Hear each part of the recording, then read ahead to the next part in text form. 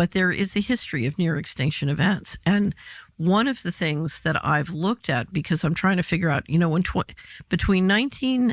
fiscal 1998 and fiscal 2015, there were 21 trillion of undocumentable adjustments in the U.S. government. If you go to our website, missingmoney.solari.com, we have years and years of documentation, including the government financials that show this. And so the question is, where's all this money going? And one of the things I've looked at in the process of looking at where all this money is going is the underground base and city infrastructure and transportation system that's been built. And I'm sorry? Yes. So we have built an extraordinary number of underground bases and supposedly transportation systems. Some of these are some of these are documented as part of the national security infrastructure. I think there are many more. So in the United States? In the United States, on all over the world. But from 2021 to 2023, I took one of the smartest subscribers in the Solari Report network, and he and I spent 2 years collecting all the data and all the allegations on underground bases. And then we systematically went through and tried to estimate our guess. This is totally a guess of how many underground bases, both underground in the United States, but also underground under the ocean around the United States.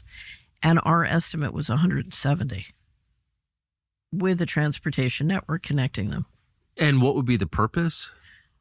The purpose, if you thought you were going to get a near extinction event, so there, to me, there are two purposes. You have so many activities going on that you need to keep secret that you're basically building the capacity to, for example, if you're doing a secret space program, you need to platform it from, things that can't be seen.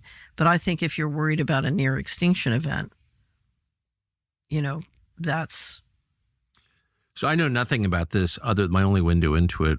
I knew a contractor who worked on one in Washington, in the city of Washington, D.C. Right. And I remember him telling me about a power box, like a transformer box on Constitution Avenue that he told me, because he worked on it personally, was actually the exit, the egress from the White House.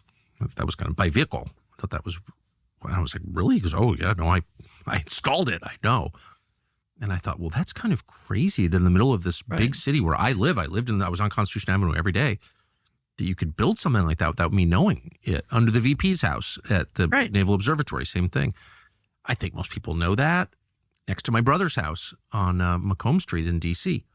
But that's, I always thought that was like preparation for nuclear war. Like, I didn't really think about it that much. Some of it is, it's preparation for catastrophe.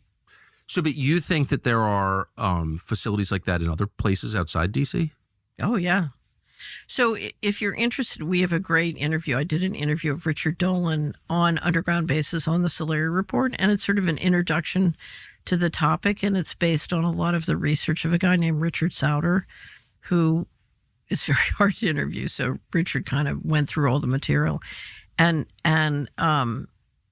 clearly it's, I don't know if you ever saw, Washington Post did a project, it was in 2010 or 12, called Top Secret America. And one of the reporters, it was a team of 2 reporters, one of them put together a database of all the different top secret installations that had been built in the country, including since the Patriot Act.